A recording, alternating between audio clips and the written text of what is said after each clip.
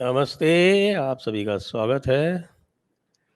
और आज इस सायंकालीन संस्करण में हम बात करने वाले हैं हमारे नए राष्ट्रपति, नए उपराष्ट्रपति श्री जगदीप धनखड़ की। अब चूंकि मेरे मुंह से राष्ट्रपति निकल गया तो हो सकता है अगले राष्ट्रपति भी हो जाए, कोई कुछ कह नहीं सकता। लेकिन हमारे नए उपराष्ट्रपति श्री जगदीप धनखड़ की जो रिकॉर्ड मतों से इस बार जीते हैं उपराष्ट्रपति के चुनाव में, और ये कहना पड़ेगा कि यह चुनाव जो है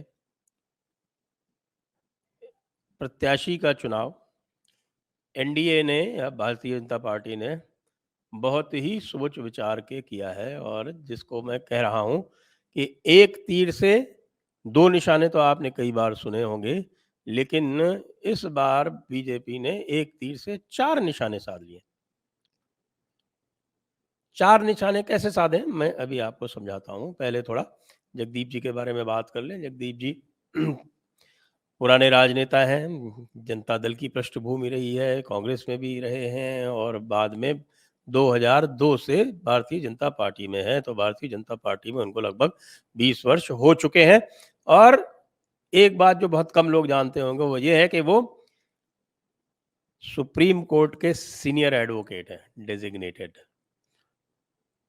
वे राजस्थान हाई कोर्ट की बार एसोसिएशन जयपुर बेंच के सबसे युवा अध्यक्ष भी रहे हुए हैं।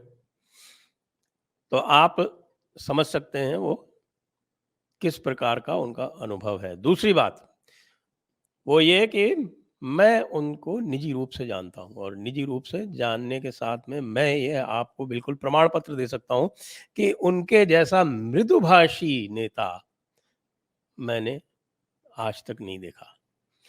और विशेषकर ऐसा कहा जाता है कि किसान परिवार में जन्म लिए हुए लोग जो हैं वो कुछ अक्खड़ प्रवृत्ति के होते हैं, लेकिन उनके जितना मृदुभाषी मैंने आज तक नहीं देखा।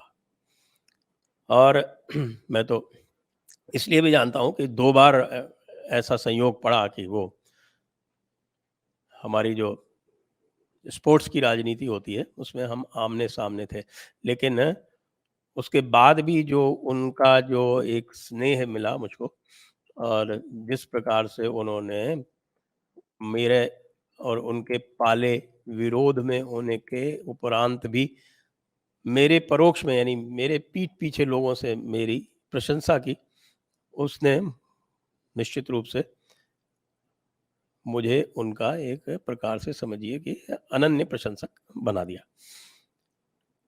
तो यह उनके व्यक्तित्व का जो एक गुण है वो निश्चित रूप से उनके बहुत बहुत काम आएगा।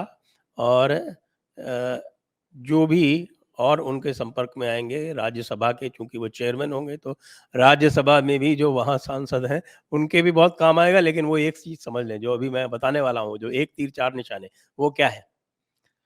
देखिए पहले इसका बैकग्राउंड समझ लें। बैकग्राउंड ये है कि वेंकैया नायडू जी उपराष्ट्रपति थे। उससे उपराष्ट्रपति से जो अपेक्षाएं थी कि वे राज्यसभा सांसदों को एक प्रकार के अनुशासन में चला पाएंगे, और विशेषकर से जो प्रवृत्ति है वहाँ कांग्रेस की वहाँ पर लंबे समय तक बहुतायत थी।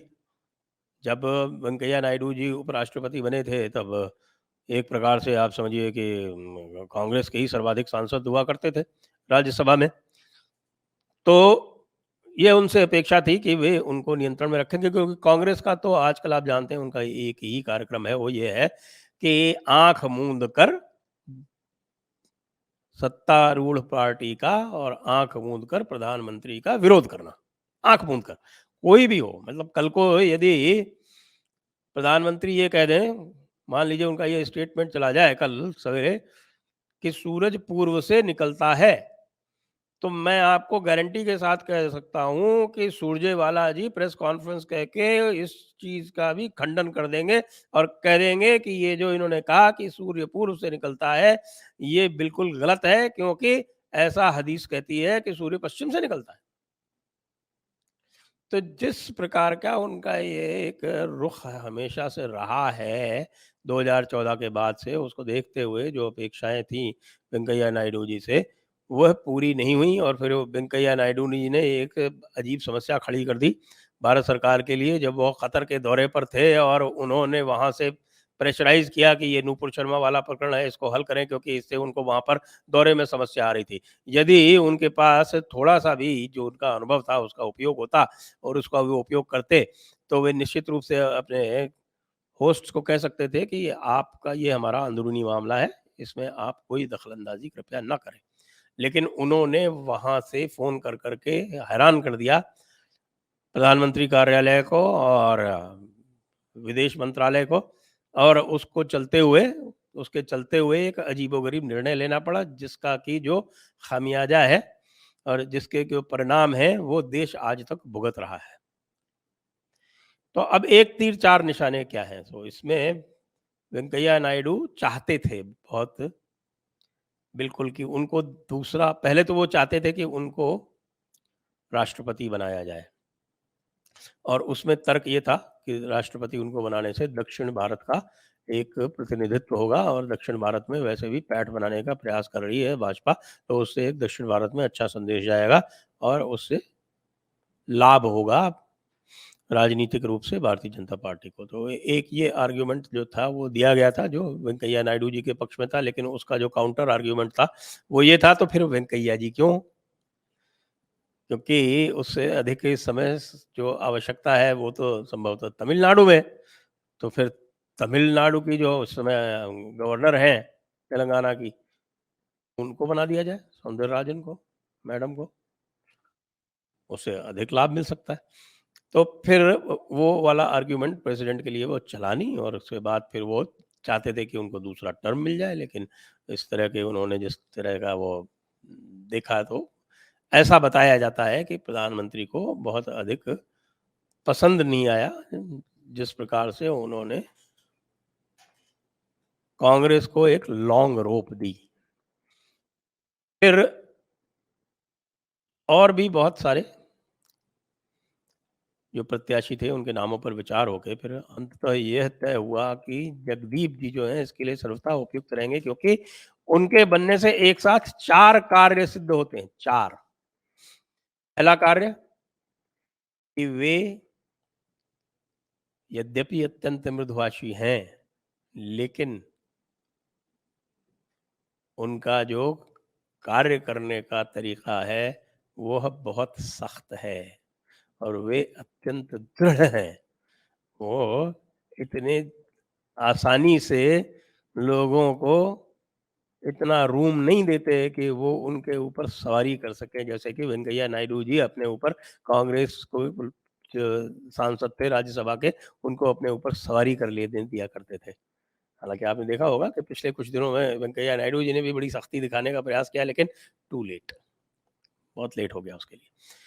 तो पहला तो ये है, और दूसरा ये कि इसी से जो उनका जो मुख्य दायित्व होगा राज्यसभा के अध्यक्ष के रूप में, चेयरमैन के रूप में, उसमें उनका जो सीनियर एडवोकेट का जो बैकग्राउंड है वो तो काम वहाँ तो आएगा ही, वह बहुत काम आएगा पार्लियामेंट्री अफेयर्स के अतिरिक्त, वो और भी अधिक काम आएगा सुप्रीम कोर्ट के साथ संबंधों में, क्योंकि उनके अधिकतर वकीलों से और अधिकतर न्यायाधीश महोदयों से अत्यंत मधुर संबंध उनके हैं, रहे हैं, और जिस प्रकार का उनका नेचर है, जिस प्रकार की उनकी प्रकृति है, वे उसको और भी आगे बनाने के लिए जाने जाते हैं।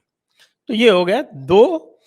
और तीसरा, ममता दीदी को जो संदेश गया है, उसके बाद से ममता दीदी पूरी तरह से घबराई हुई हैं। आप ये देखिए बहाना बना के कि मुझको 1 लाख करोड़ के लिए मैं माँगने के लिए चली आई प्रधानमंत्री के पास, वो तो केवल एक बहाना था। ये जो घबराहट उत्पन्न हुई है बुरी तरह से, वो उसका परिणाम है कि ममता दीदी को लग रहा है कि इस व्यक्ति ने यहाँ पर राज्यपाल रहते हुए मेरी नाक में दम कर दिया। ये पूरी की पूरी जो भारतीय जनता पार्टी है, पश्चिम बंगाल की जो इनकी यूनिट है, ये तो बिल्कुल बेकार निकली, कुछ भी काम नहीं कर पाती थी। लेकिन एक अकेला ये व्यक्ति एज़ राज्यपाल संविधान का संरक्षक होने के नाते लगातार संविधान का संरक्षण इस प्रकार करता रहा कि संविधान का अतिक्रमण करने वाली, संविधान का अतिक्रमण करने की आदत में पड़ी हुई यह पार्टी कभी भी इस प्रकार सहज नहीं हो पाई, ये सोच के कि एक गवर्नर साहब जो हैं इस संविधान के हर अतिक्रमण पर पॉइंट आउट तो अवश्य करेंगे क्योंकि यही उनका कार्य है। और उन्होंने एक बार भी ममता जी को निराश नहीं किया। कभी भी एक भी ऐसा अवसर नहीं आया जब संविधान का अतिक्रमण टीएमसी ने किया हो पश्चिम बंगाल में और राज्यपाल श्री जगदीप धनखड़ महामहिम श्री जगदीप धनखड़ जी ने उसको पॉइंट आउट ना किया। तो यह दिखाता है उनके एक जो व्यक्तित्व है, एक जुझारू व्यक्तित्व है। फिर जो चौथा और मुझे लगता है वो अत्यंत महत्वपूर्ण है, वो ये है कि 4 प्रदेशों के किसानों को, विशेषकर जाट किसानों को एक संदेश गया है। एक बहुत ही पॉज़िटिव संदेश गया है। कौन-कौन से? हरियाणा, आप जानते हैं 25% जाट है वहाँ पर। राजस्थान, राजस्थान में भी लगभग 10% जाटों की संख्या है और जो विशेषकर कुछ जो क्षेत्र हैं, उसमें वे बिल्कुल निर्णायक हैं वोटों के मामलों में। लगभग 80-85 सीटों पर निर्णायक 200 में से 80-85 सीटों पर अपने एक निर्णायक स्थिति रखते हैं जाट। तो राजस्थान, पश्चिमी उत्तर प्रदेश, आप सब जानते हैं पश्चिमी उत्तर प्रदेश की स्थिति। यही क्षेत्र थे जिन्होंने वो किसान आंदोलन करके नाक में दम कर दिया था। और किसान आंदोलनों के प्रति एक तो हमारे दूसरे एक जो जाट नेता सत्यपाल मलिक, ज़रा उनकी स्थिति देख लीजिए और दूसरी तरफ से जगदीप धनखड़ जी का शालीन और संयत व्यवहार देख लीजिए। और साथ में दिल्ली भी, आपको पता नहीं होगा लेकिन दिल्ली का बहुत बड़ा क्षेत्र जो है, वो जाटों से प्रभावित होता है। तो ये एक राजनीतिक पत्ता भी खेल दिया गया है। राजस्थान में अगले वर्ष चुनाव हैं और उसके अगले वर्ष हरियाणा में चुनाव है, लोकसभा चुनाव हैं। तो इस तरह से जगदीप धनखड़ जी निश्चित रूप से वे एक इनवैल्यूएबल एसेट तो होंगे ही भारतीय संविधान के लिए, राज्यसभा के लिए। वे राजनीतिक दृष्टि से भी एक संदेश उनके माध्यम से देने में भारतीय जनता पार्टी प्रधानमंत्री सफल हुए हैं।